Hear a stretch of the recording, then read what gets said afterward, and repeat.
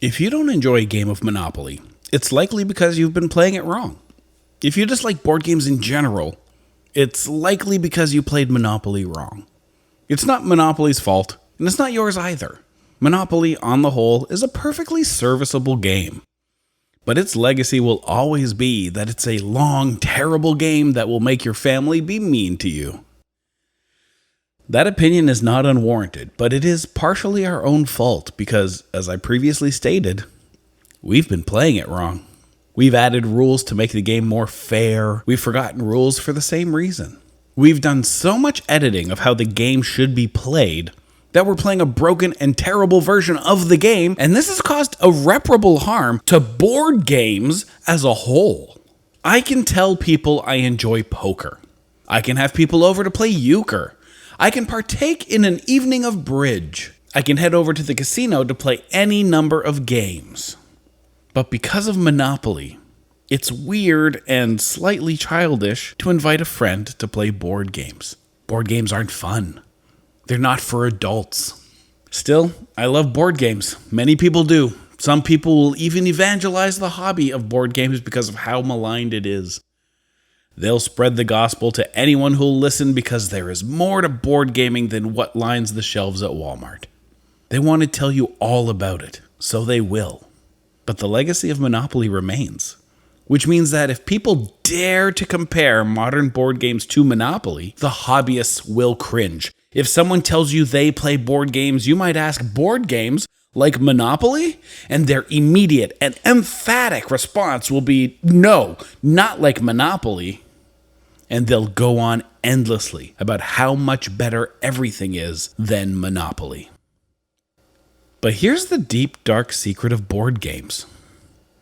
They are like Monopoly. And the people who tell you otherwise are trying to escape the negative legacy of the game that made board gaming uncool. Which is terrible because negativity breeds negativity. So telling someone, no, not like Monopoly, is a confrontational defensive statement that can hinder the interest of the person you're talking to. Almost as much as their own experience with playing Monopoly will hinder their desire to play board games. But I think everyone should be playing board games because they're actually really good. And they're as good a pastime as poker night. And I think there's a better way to get people to join us as we play board games. So let's talk about that. But first, disclaimer time! This is not a review show! I am nerd incorrect. I'm passionate, opinionated, highly subjective, and so many times incorrect. I have to repeat, this is not a review show. I'm not going to objectively weigh any piece of art on any merits. What I will do is explore the things that make entertainment beautiful and explore the art created for us to consume while we live our lives. Thank you for joining me while I explore the adventures we have from inside the house. I'm uncool, I'm the Urkel to everyone's Bill Murray. I've been broke in every sense of the word. And I keep chasing my next high score. Issues galore, I'm a walking, talking magazine. We all know that nobody reads. What's the use in words when they don't even understand me?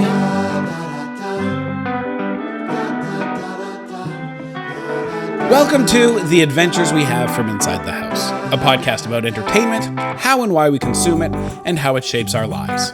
And more importantly, a podcast that celebrates the things you like, even if nobody else does. My name is Tim Riel, and I am Nerd Incorrect, the boy who loves entertainment of every kind and always seems to fall in love with the properties in art that don't always follow the crowd. Adult play is a strange phrase to say out loud. It instantly conjures sexual imagery, intimate thoughts, and sly sideways glances. It goes even further if I say adult fun. There's a certain point in our growth where we become an adult, which in turn seems to imply that the only fun we can now have must include nudity and or genitals. Does that mean that as an adult we can't just have fun? Or that the only way to have fun without our genitals is to engage in activities that are for children?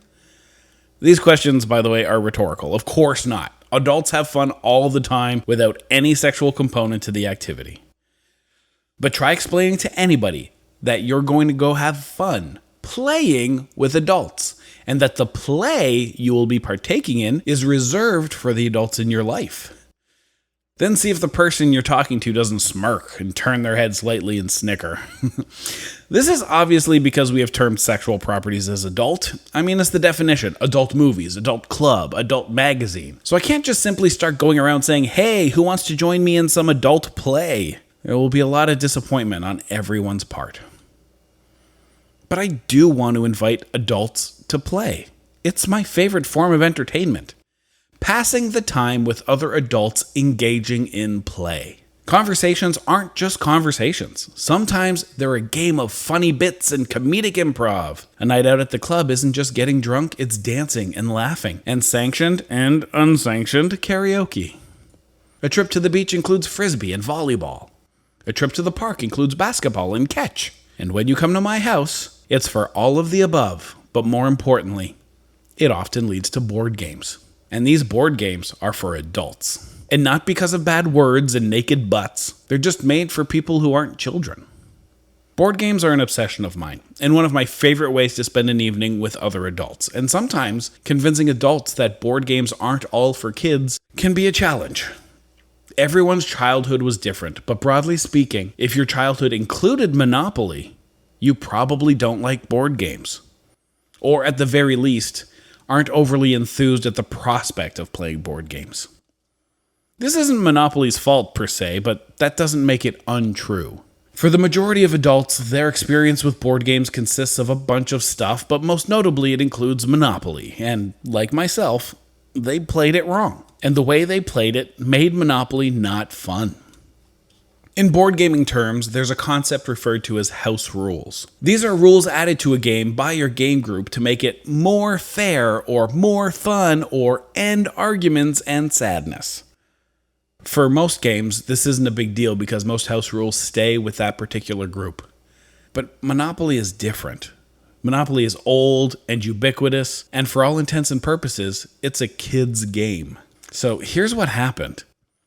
Somebody got upset that they were bankrupt and that they had no chance at buying the properties they actually wanted because of the dice rolls and somebody else got them first, so they added some rules to make it easier to make money and have a greater chance of getting good properties first. They played with these rules and it worked for them. And then everybody who played with that person was taught these new rules, and since it's a kid's game, there's no need to read the actual rules because it's a simple game. We all know the rules to this game. And then that spread. And over the years, these house rules became standard because nobody read the rules anymore because everyone knew the rules. And all of this continues until today. Strap in because for most of you, this next part is going to rock your world. You don't get anything for landing on free parking. It's just a free space, free from consequences. That's your reward. The money from taxes and community chest cards and anything else doesn't go to the middle of the board, it goes back to the bank. There is no free parking lottery. But wait, it gets worse.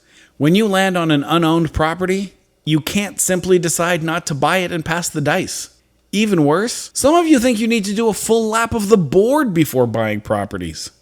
These house rules were created to be more fair and remove the advantage of going first and the disadvantage of having to spend money you don't want to spend yet. The actual rule is actually way more fun. When someone lands on an unowned property, it must be bought. If the player decides not to buy the property themselves, it gets auctioned off to the other players, starting at $1. Someone has to buy it right now, and someone may get an incredible deal. And most of you had no idea that Monopoly even had auctions in it. Here's the last revelation for you. Monopoly is a 45-minute game. An hour tops. If your experiences were anything like mine, Monopoly was a slog. It was 4 hours of watching someone become increasingly wealthy and the game keep going because just as you were about to lose, you'd win the free parking lottery and get just enough money to keep playing for another hour. It wasn't a good time. Monopoly doesn't have enough decisions or variety to stay interesting for 4 hours. If you played Monopoly like this, you hated board games. It gets worse because Monopoly's legacy isn't just that it was long and boring and frustrated. It also made you feel dumb. You'd go to your friend's house and their family would play Monopoly with you and no one would read the rules because it's a kid's game and the rules are simple and everyone already knows the rules. And then they'd have their own house rules. And they'd believe that they were the real rules and that you were dumb for not even knowing the rules of a simple child's game. And some of them would outright treat you as dumb, but politer people would just talk down to you as they explained the simple rules you don't understand. But either way, it was unpleasant, and as a child that constantly feels inferior because you're a child, this only made it worse. So now you're an adult. You and I are friends. You enjoy my company. I invite you to play board games. Your gut reaction is to say no. Because board games are boring, and for kids. But most importantly, you don't want to look dumb. I can invite you for poker night, and you'll jump at it, and even bring the beer. At the cottage, we'll break out a deck of cards and play hearts or crazy eights. But you'll freeze up if I mention board games. But even if you fight through that fear and are interested, Monopoly's legacy cuts both ways. You'll ask, board games? Like Monopoly? And I, out of a need to distance myself from the negativity of people's experiences with that game, will say, no, not like Monopoly. And the weird negative tension that dismissive statements can cause will suck the air out of the room. As a board game hobbyist, I am aware of the incredible amount of games that are fun, engaging, and interesting. As a human person, I am aware that negativity is not an inviting quality. It has taken me years to take myself out of a defensive stance and answer that question properly. I was introduced to modern board games when I was 18 years old. I worked in a restaurant that closed at 3 a.m. most nights, and one of those nights the manager came into the kitchen as I was punching out and asked if I'd like to stay behind with him and the bar staff and play board games. I'm not proud of this, but my first thought was, board games? Gross. I was a popular kid, and image was still very important, and I didn't think adults playing board games was a thing. It certainly wasn't a cool thing. But these people were cool. Luckily for me, because of my vanity, that part was important to me. So I said yes. That's the night I first played a game called Settlers of Catan, and it was the beginning of a 2-year run of playing Settlers of Catan every week. I later moved across the country, and my first stop was a game shop to find a copy of Settlers of Catan because I hadn't been playing my own copy for the last 2 years. And then the game store was showing off a new game called Killer Bunnies, and I bought that. And then a few weeks later, I bought Small World. And then I bought a game called Ticket to Ride. And then I bought so many more. The point is that board games became a very fun, very cool thing that I very much enjoyed. And then I would meet someone through friends and we'd invite them for board games and they'd say no for various reasons. But mostly, it was because board games aren't cool. They're not fun and they make people feel dumb. There was another reason, and it's the reason that breaks my heart the most. Board games, tabletop RPGs, competitive card games, Warhammer. These are activities that are heavily populated by people who aren't necessarily the most popular. Someone who is lonely and has difficulty connecting with others, or for some other reason isn't sought out for friendship. These activities make connecting with people easier. A shared interest can do that. A shared interest could be the only thing you have in common with someone, but it's enough that you can now call them your friend. It can help build your community. It can help you belong.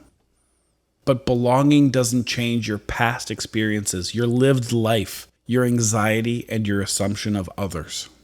When I first entered this world, I came from a life of high school parties, hockey teams, and nights out, and a life of always being accepted.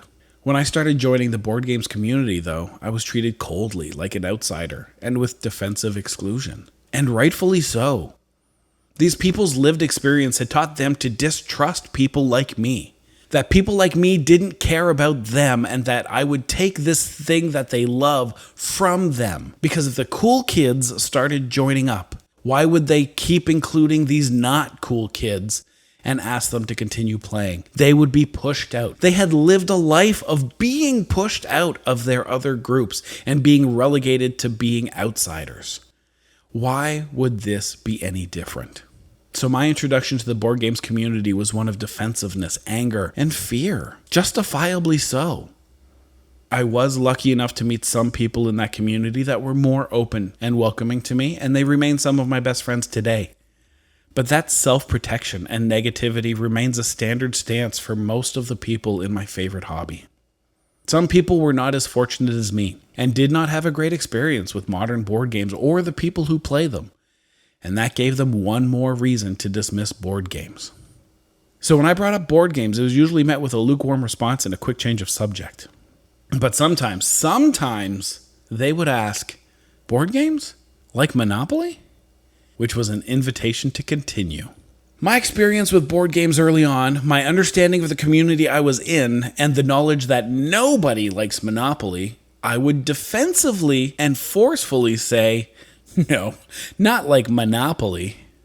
And there is no way for that to not sound patronizing. It has taken me years to take myself out of a defensive stance and answer that question properly. The proper answer is yes, just like Monopoly, and so many more that are even better. Because that just happens to be the truth. Monopoly is a board game that you play with friends and family, competing and plotting and planning and solving the puzzle of the challenge, which is pretty much every other board game I have ever played. And knowing that has made all the difference. It's actually changed how I have every conversation, or at the very least how I try to have every conversation. I do my best to never answer a question with no or any other negative sentiment. It's amazing how many situations aren't actually negative when you focus on being positive. Answering yes, just like Monopoly, allows the conversation to continue. It allows me to tell you about telestrations and monikers and reverse charades. It allows me to invite you over to play Secret Hitler, Cards Against Humanity, and UGTECT. And by then, you're in my game room and the shelves of games start to beckon. I often have parties where I invite everyone and anyone. And it's not for board games. Even when it is for board games, it's not really about board games. It's always about spending time with people I love and people I want in my life. So I have these big parties and we dance and laugh and play rock band and beer pong, and sometimes we'll play a game.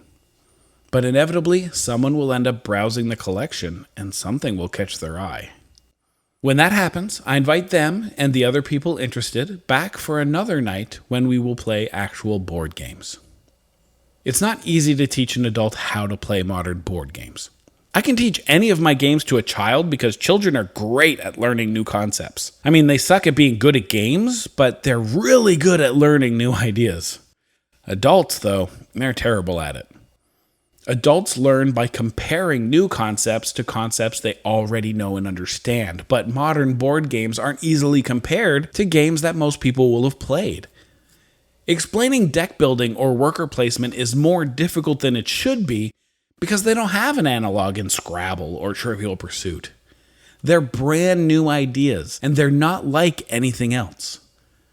This disconnect can lead to frustration and the dreaded feeling of being dumb, which as adults we prefer to avoid. And since most of the games I own aren't exactly simple, it can be a challenge to teach an adult a new game. That's why I invite people over and offer to play the party games I mentioned before. The let's all laugh together games that don't have any real rules. And that's why I let people float around the collection and look at the more complex games. It's also why I don't ask anyone to play games with me that have never played games with me before. I'll share my passion for the games. I'll tell them that I love board games and that they're amazing, and I'll explain why. But I've stopped asking people to play with me. And I think you should too. Our community likes to evangelize the hobby. We're all missionaries on a journey to spread the good word, and a lot of us are overzealous and say things like, there's a game for everybody. There isn't. Not everybody. Some people just don't want to play a game. And almost none of them want to play your new game you just got. Most of the people who come over to my house are there to spend time with me, with each other. We enjoy an evening or a weekend with friends. They'll play a game if that's what everyone else is doing, but their goal isn't to get the new hotness tabled. You need to be able to read the room. If nobody is asking to play the game, then maybe don't play the game. Just talk and have a human moment. People who don't want to play a game will not learn your game. They'll be frustrated by all the rules. If someone doesn't want to play a game, I won't be able to teach them Ticket to Ride. And that game only has 3 rules. There is a positive flip side to this, though. When someone looks at my collection and sees a game that interests them, I can teach them that game because they are invested. I have a friend who was at one of my parties, and he was getting high scores in Rock Band and then busting a gut when we played reverse charades, and then he asked to come over to play board games on another night. He came over and he decided he wanted to play The Gallerist because it looked awesome, and he's into art and business. And so we taught it to him, and we played it, and we still play it to this day. For those of you who don't play board games, let me tell you to stop being afraid. It's safe here. And if there's a game you think looks cool, then play that one. For those of you who are board gamers, stop typing angry stuff at me right now. I won't read it. I don't care if you think it's a bad idea to introduce new players with a Lacerda game. I don't. Stop telling your friends that are new to gaming that, yeah, this is a fine game, but they should start with Sushi Go or Azul. Stop calling your friends dumb. If they want to give brass a shot, then teach them brass. If Food Chain Magnate draws their eye, then set up shop. And if they ask you what they should play, share your favorite game with them. Every game is a gateway game, as long as the players are interested. This isn't a review show, so I'm not going to tell you what to play. But I will tell you that in my collection, I have a card game that simulates baseball. I have a board game where I run a vineyard and a wine company. In fact, I have 2 of those. I have a game where I'm a spy traveling the world in search of an evil mastermind. I have a game where we're both lawyers. I have a game where I'm an alien selling radios and underwear. I have a game where we're old-timey magicians collecting material and putting on shows. I have a game where I run an airline, and one where I'm chasing Frankenstein's monster, one where I deal art, and one where I make dresses for 17th century French nobility. One where I'm a gangster trying to become the mafia boss, one where I'm a bird watcher, and one where I'm a hostage negotiator. If you think, even a little bit, that you might want to play a game, I guarantee that there's one for you. And if you want to learn it, and if you want to play it, I will teach it to you. There are 2 major things hindering the growth of the board gaming community. The first is Monopoly. Fuck Monopoly. The second is us. We need to stop being negative, stop being defensive, stop fearing judgment. We need to accept that not everyone will want to play games. And we need to accept the ones that do want to play. This hobby is a tough one to be a part of because many of us got here by not being accepted elsewhere.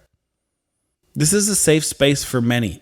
And it's a safe space from the people who have done them harm through exclusion and ridicule by people that push them out of the places they thought were safe before. And it's understandable that they aren't welcoming you with open arms. Of course they're defensive. And of course keeping you out lets them keep their world safe. But for those that can grow past that and welcome new people with trust and a belief that everyone just wants to be here and play games, we might be able to hear more voices in gaming, hear new ideas in gaming, meet new friends in gaming, find family in gaming, find happiness in gaming.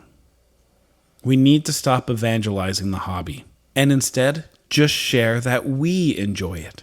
We don't need everyone to play with us. It's okay to like something without making others try it.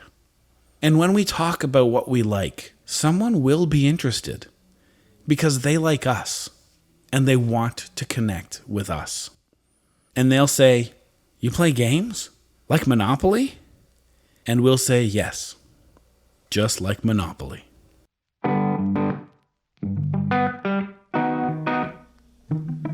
Our theme music is provided by Double Experience. You can find the track Bill Murray everywhere you get music. And my ability to take time out of my week to make this podcast is supplied by my supporters at patreon.com/nerdincorrect. If you support us on Patreon, thank you. And because you do, you're listening to this episode a week before anybody else. And if you want to be part of that club, head on over to patreon.com/nerdincorrect, where you get early access to all our podcasts, an exclusive podcast, and so much more. You can also join our Nerd Incorrect Discord server, The Incorrection, where we can discuss in more depth everything I talked about today.